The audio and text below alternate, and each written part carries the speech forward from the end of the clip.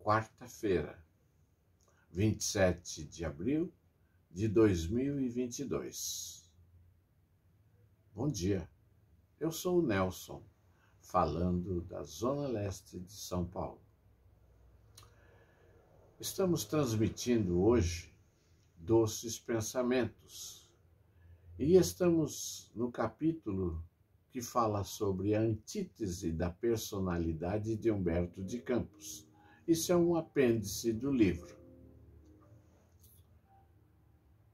A observação dos acontecimentos da vida cotidiana em todos os setores da atividade social, feita sem o exclusivismo dos prévios pontos de vista de qualquer doutrina, convida o espírito humano a arrojar dos paralelos entre as coisas grosseiramente materiais e aquelas que dizem com a alma jungida entre as pesadas contingências da existência terreal.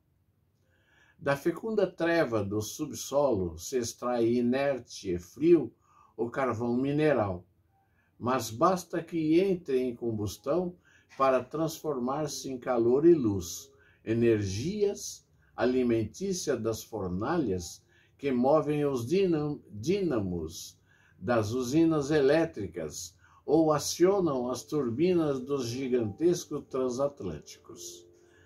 E a deslumbrada inteligência humana, contemplando esse corriqueiro fenômeno da vida de cada dia, permanece ignorante dos processos recônditos que estratificam claridades, calor, força na negrura, algida e imóvel de um lençol de carvão incrustado nas entranhas da terra. Assim, também nos subterrâneos do ser existe a riqueza espiritual de uma alma que permanece inerte e fria antes de trazida à plenitude de sua expansão na entrosagem da vida, tornando-se capaz de derramar claridades e energias no ambiente social de que é partícula integrante. O mundo é uma ciclópica oficina de labores diversíssimos, onde cada indivíduo tem a sua parcela de trabalho, de acordo com os conhecimentos e aptidões morais adquiridos, trazendo por isso para cada tarefa o cabedal aprimorado em uma ou das muitas existências. As hierarquias que tanto impressionam os inscientes das leis espirituais não influem para desempenho dos encargos individuais assumido pelo espírito à face de seu destino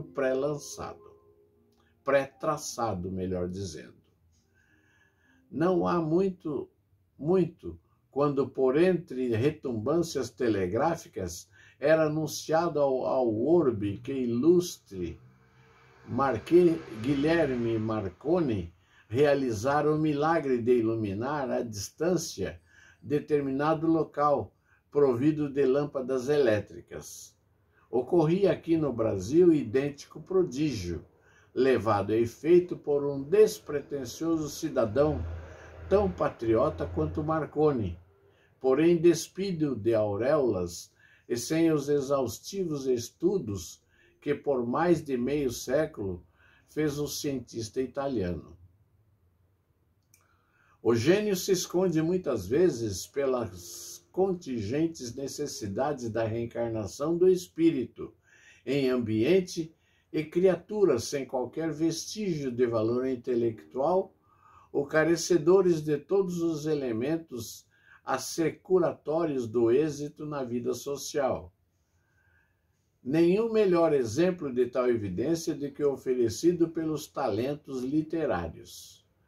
Muitas dessas glórias nasceram anônimas, desconhecidas, viveram até que explodiram em vulcões de luz e beleza.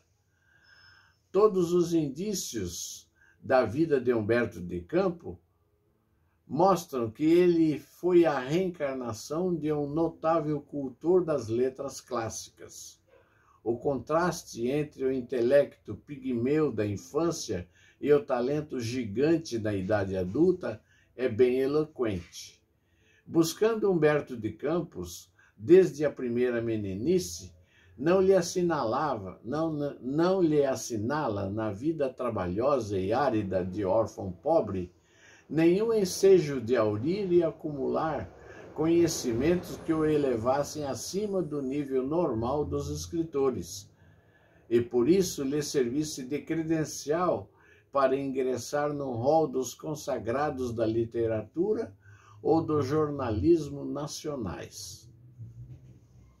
Mas, germinando espontaneamente dos recônditos onde dormitava a preciosa hulha de formação remota, o seu espírito a tempo emergiu no homem o que o menino humilde e paupérrimo não tivera oportunidade de exteriorizar. Lendo-se o comentário e a crítica de seus escritos, percebe-se sem esforço uma erudição que revela fundas raízes no critério filosófico dos antigos, alicerçado na observação exata dos homens e das coisas. Referindo-se a determinado indivíduo ou a qualquer trabalho ou acontecimento que lhe merecesse atenção e comentários, Humberto de Campos traçava conceitos acima do comum, espelhando o amadurecimento do espírito de crítica e a segura visão de quem muito vivera, muito observara e muito conhecia, tudo contrastando com a escassa instrução humanística que lhe atribuiria com justiça. Ainda assim, contemporâneo de uma época de dinamismo febril, quando a multiplicidade dos assuntos e a contingência da luta pela subsistência não permitia ao indivíduo aprofundar o estudo, o critério, a classificação perfeita dos eventos cotidianos, fez o milagre de conservar-se notável dentro do mediocrinismo atabalhoado dos que necessitam pensar e escrever, enquanto o estômago faz a digestão das magras refeições.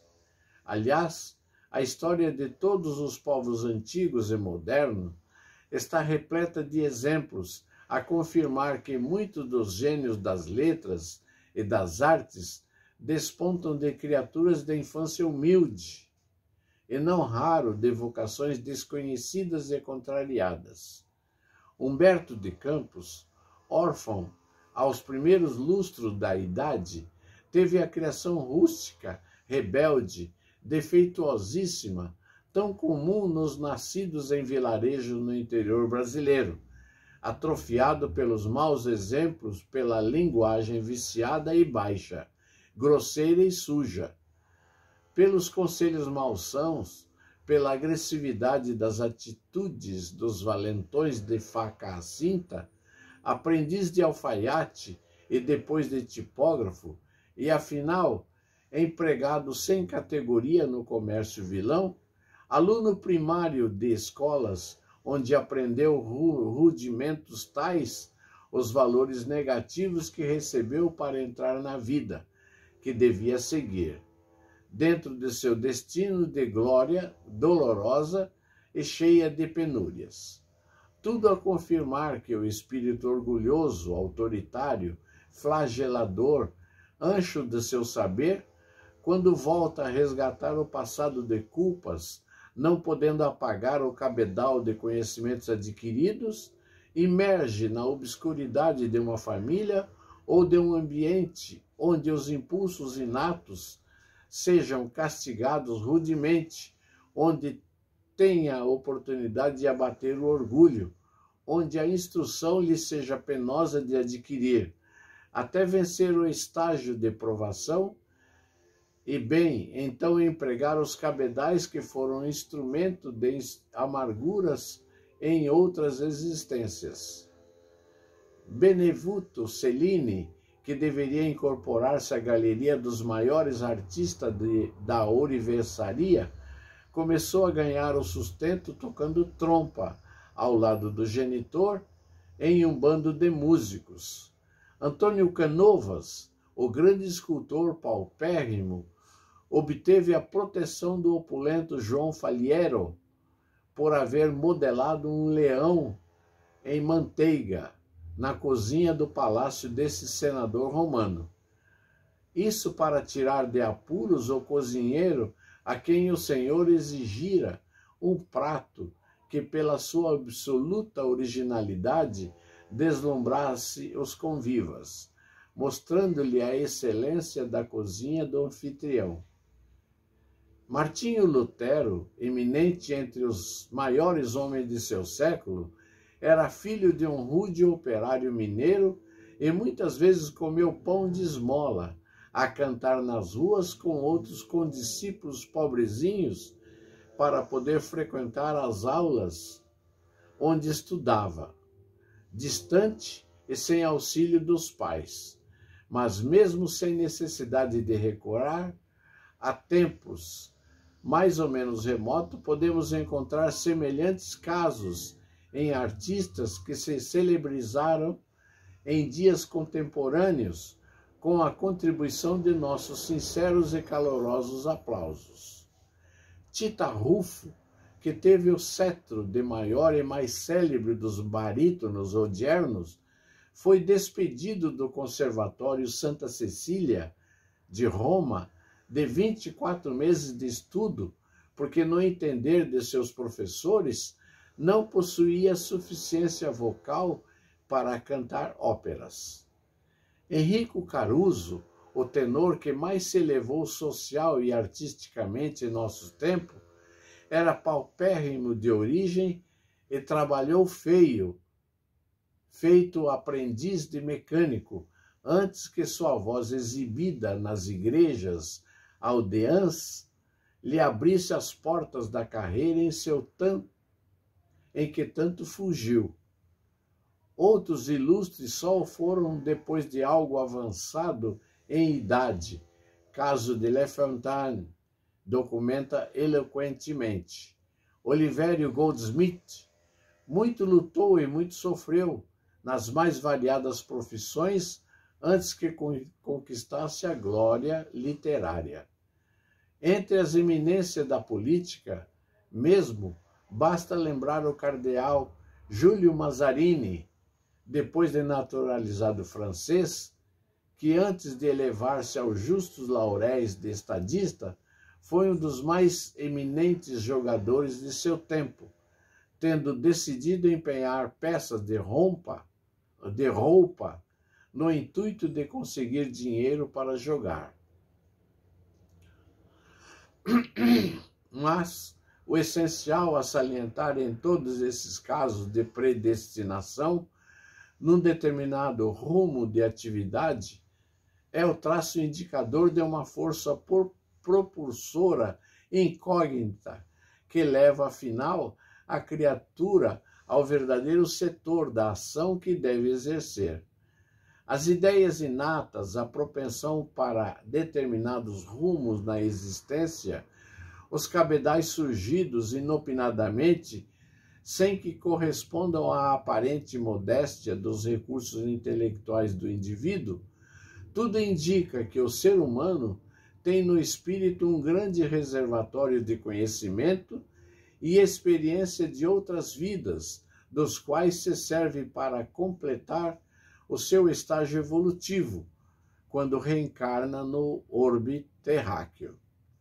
As figuras de Humberto de Campos deixam sempre perceber o sulco luminoso aberto de seu reservatório de recursos espirituais, mas o preconceito que reveste as coisas da alma com as amiantadas vestimentas da intolerância religiosa não permite que os contemporâneos lhe possam medir a grandeza da missão que desempenham no seu tempo e na sua especialidade de trabalho.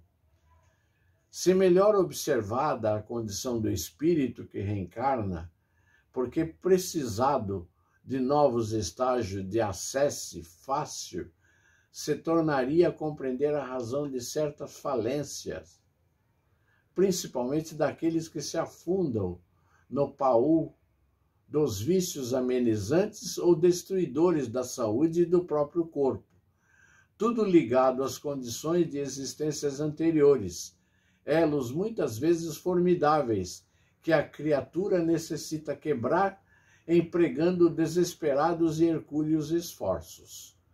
Os grandes talentos que se deixam estiolar dos desperdícios da embriaguez, evadidos de bom senso, nômades da moral, são, em regra, espíritos insuficientemente preparados para lutar contra tendências ligadas à anterior encarnação e contra a influência, os arrastamentos dos espíritos errantes que vivem em busca de médiuns, entre aspas, instrumentos, fecha aspas, para realização de seus desejos ou paixões.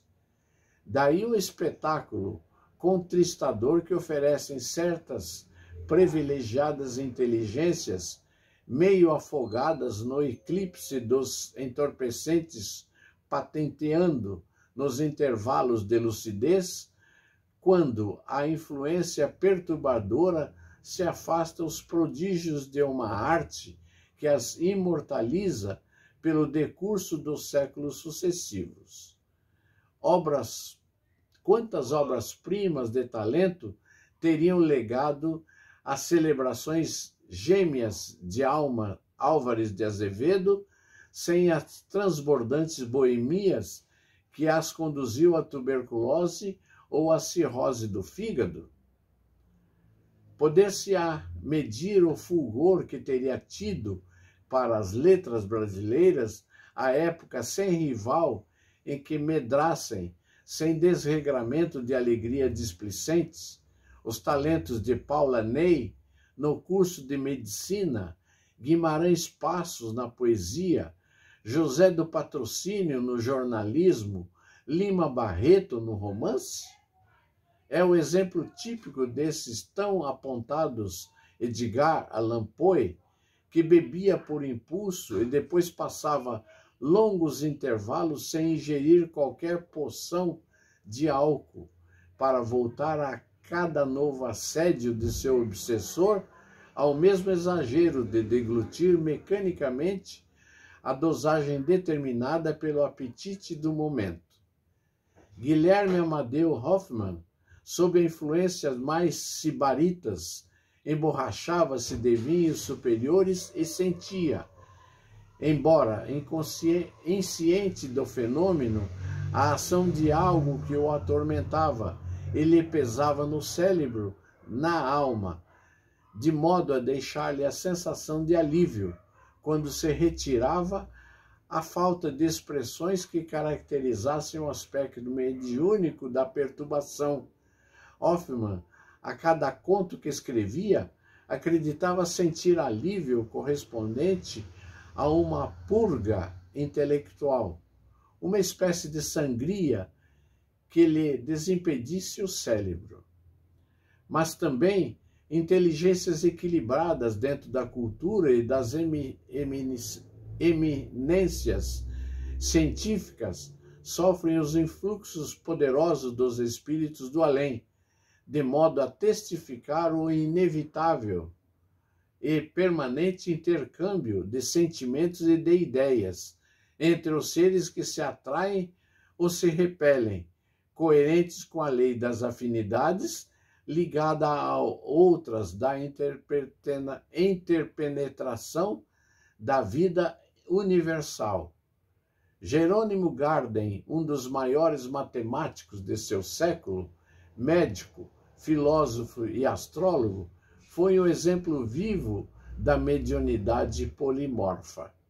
Escrevendo sobre física, astronomia, química, moral, história, viajando uma parte da Europa a tirar horóscopos, empenhando-se em polêmicas transcendentais para aqueles tempos, deixou espelhado em todo esse percurso o traço das incoerências a que era arrastado, segundo as influências perturbadoras que vinham estender sombras sob as luminosidades recebidas de outras fontes mais elevadas, tendo vulgarizado processos algébricos que chegam até nosso tempo, inclusive a chamada fórmula de Carden,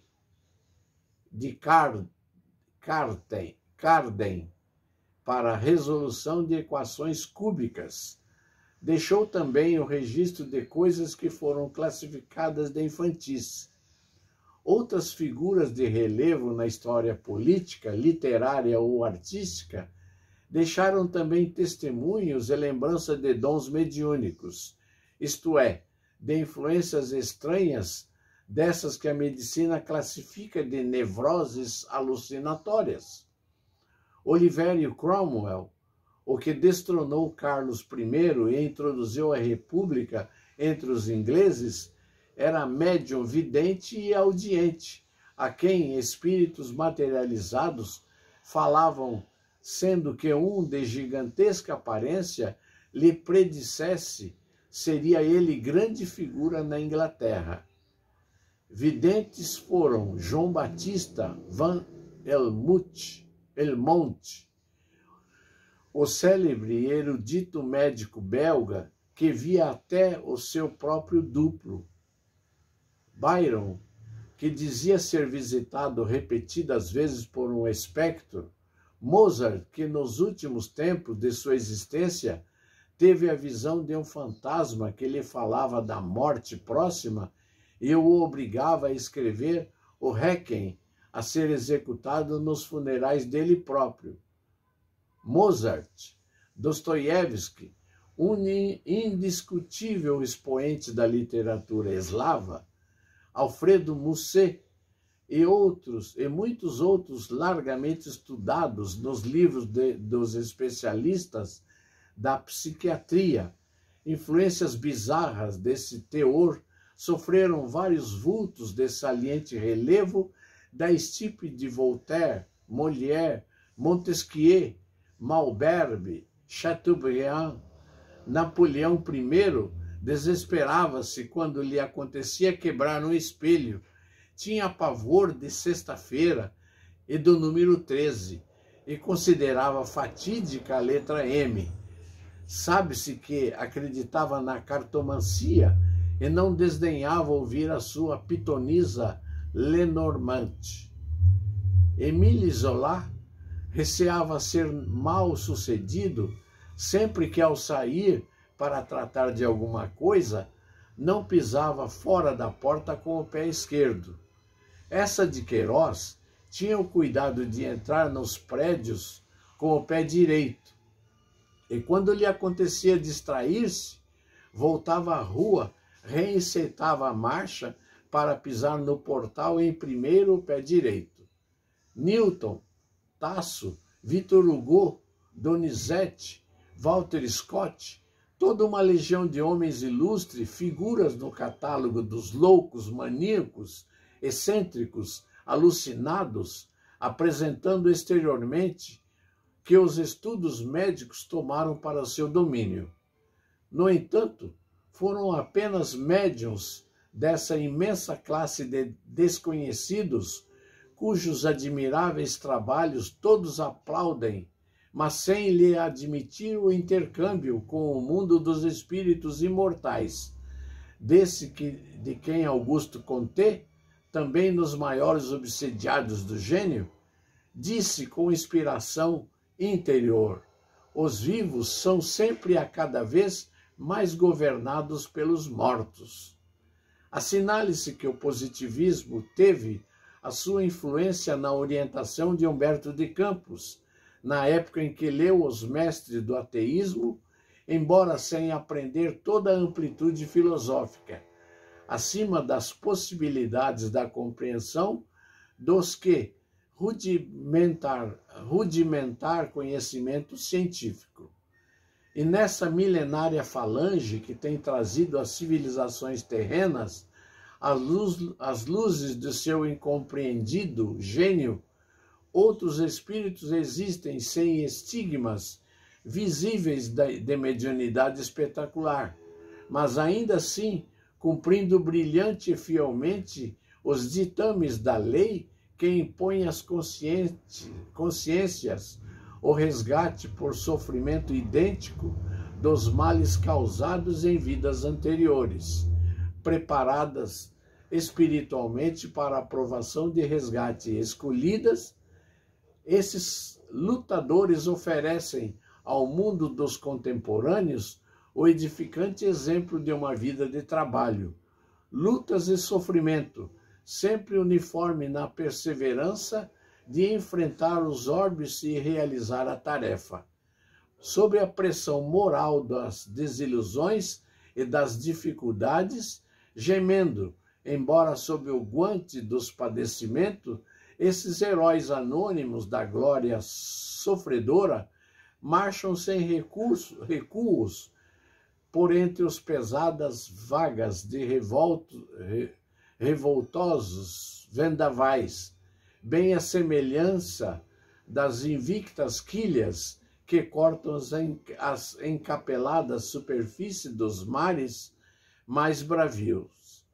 Sol que a neblina esconde sob um manto de espessas nuvens, mas ainda assim foco de luz a irradiar claridades. Espírito contristo na mortalha tumular da carne, mas embora presos a entoar aos seus cantos de amor à liberdade. Assim, Humberto de Campos, na singeleza de sua existência, que foi dos martírios e grandezas espirituais, ao termo do qual se possa constatar que o pedestal de glória que o sagrou não foi feito de mármores mundanos, mas de lágrimas cristalizadas no recôndito de seu coração angustiado, desde quando órfão de pai, teve a infância obscura, pontilhada de todas as despercebidas humilhações que a pobreza desfolha em pétalas de sarcasmo sobre a fonte de deserdados da fortuna. A sua resignação espontânea ante a fome e o frio não aquietava as fúrias do destino que o aquilhoava num teimoso desafio à alma da criança, ainda incapaz de raciocinar sobre o porquê das desigualdades e injustiças sociais. Só a ação misteriosa e recôndita do espírito forte no ramo futuro poderá explicar a resistência a tantas amarguras. É nesse drama silencioso, nesse abandono ao sofrimento, que se deve estudar a foz da verdade das reencarnações dos espíritos, que vêm resgatar passados de agudas culpas. Nascido em família dividida por malquerências irremediáveis, coube-lhe o ramo dos pobres, que os do outro não ajudava. Assim, teve margem para sofrer todas as provações duras e humilhantes, necessária ao abatimento do orgulho, opulência e vaidade de vidas anteriores, quando possivelmente infligiu a outros as mesmas agruras que veio em resgate sofrer por sua vez. No íntimo jazia a alma corajosa de um grande homem em novo embrião, mas na sua infância terrivelmente travessa, podia ter ele resvalado para dentro do lodaçal dos vícios e dos crimes, em cujos beirais molhou a pontinha dos pés, na sua inexperiência garota e mal vigiada. Talvez houvesse vivido inteligência de escol para o enfatuado sibarítimos dos Médici ou dos Farnésios, nos fulgores finais da Renascença, dardejando do alto de sua cultura profunda e sarcástica, as setas aceradas de sátiras ferozes e castigando sem emoção todos os revoltosos de suas cruezas. Tudo isso, quiçá, quando de novo, afundou no esquecimento carnal de uma nova existência terrena, o espírito vigilante no cumprimento da prova escolhida, dentro da lei de resgate, dente por dente, olho por olho. Foi quase insensível às privações e a sua inteligência não revelou a inata e vigorosa pujança que a Humberto de Campos adulto mostraria numa quase antítese de que fora na meninice. Até mesmo no físico, talvez para impossibilitá-lo de reincidir em males que a beleza plástica facilita, ele trouxe um estigma curioso e inexplicável pelas desacreditadas teorias de hereditariedade. Moreno, cabelo duro, deu uma feiura que chamava a atenção. Grande boca, com os dentes um tanto abrutalhadas. O próprio Humberto de Campos estranhava e não definia esses caprichos da natureza, pois na família predominava o sangue europeu. Sua avó era clara e sua mãe tinha um moreno característico das brancas, nascida em clima tórrido, qual a do Maranhão. Seu pai era do tipo louro do norte europeu, tipo que se notava em todos os irmãos Veras. Procurando decifrar o enigma de tais anomalias, ele escreveu, longe de penetrar no fundamento verdadeiro das palavras, aspas, sou física, moral e intelectualmente o produto de 4 ou 5 famílias que o tempo e o meio vêm debilitando e que se aclimatou sem se integrar no ambiente americano. Isso explica, talvez, as tendências disciplinadas e disciplinadoras de meu espírito, a minha paixão pela ordem clássica e a afeição puramente europeia de meu gosto.